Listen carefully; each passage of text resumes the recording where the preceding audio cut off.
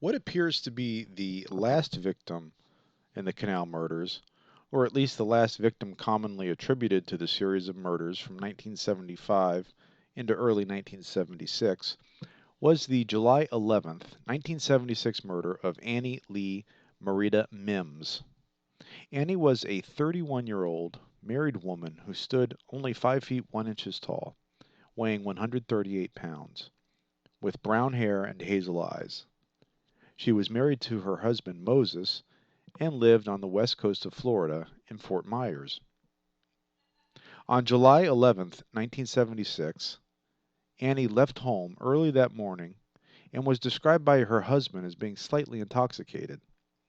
On the following day, Annie's nude body was found floating in a canal in West Broward County near Big Cypress Seminole Indian Reservation.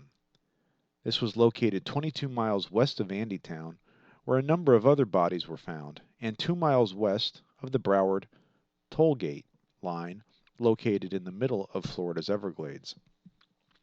Annie had died of massive head injuries.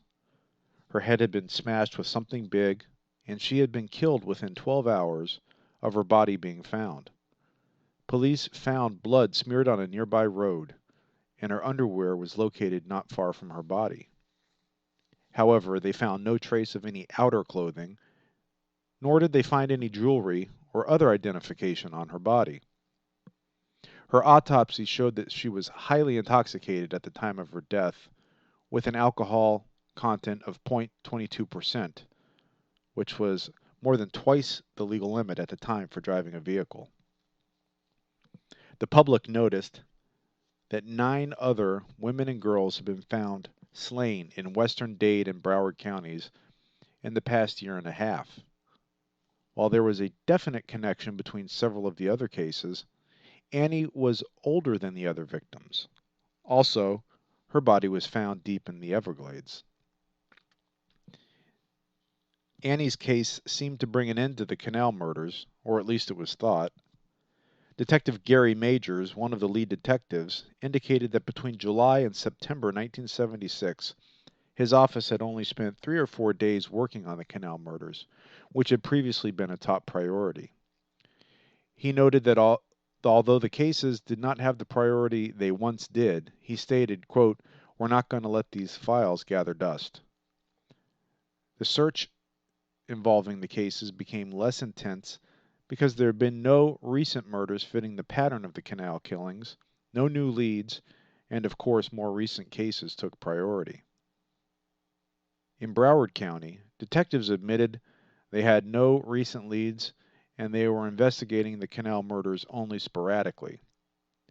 They did note that they definitely linked the Elise Rapp and Ronnie Gorlin murders. Detective Major stated that he was uncertain whether the other murders were connected, stating, quote, "You'd have to stretch it to connect the others, but you did not discount the possibility." Police had also been unable to link the South Florida murders to those in the western United States. Police noted that there was a possibility that the killer may have left South Florida, as there had been no recent murders. Police also indicated that they thought the canals may have simply been coincidental. Detective Major stated, quote, "The fact is that canals are the most convenient place in this area to dispose of bodies. They're like the desert out west. Of course, there are other factors involved with these girls, but I think we've got to be careful not to get too hung up on the canal angle. It's possibly just a coincidence that they were found in canals." Detective Wesley Dallas, who investigated the murders before Detective Major took over, had a different theory about the canal killer, stating, quote, "I think it's possible that the reason we've had no recent killings is that the guy responsible got psychiatric help. Now he may have suppressed his knowledge of the murders." Annie Mims' murder was never solved, and she joined the growing list of slain women in South Florida.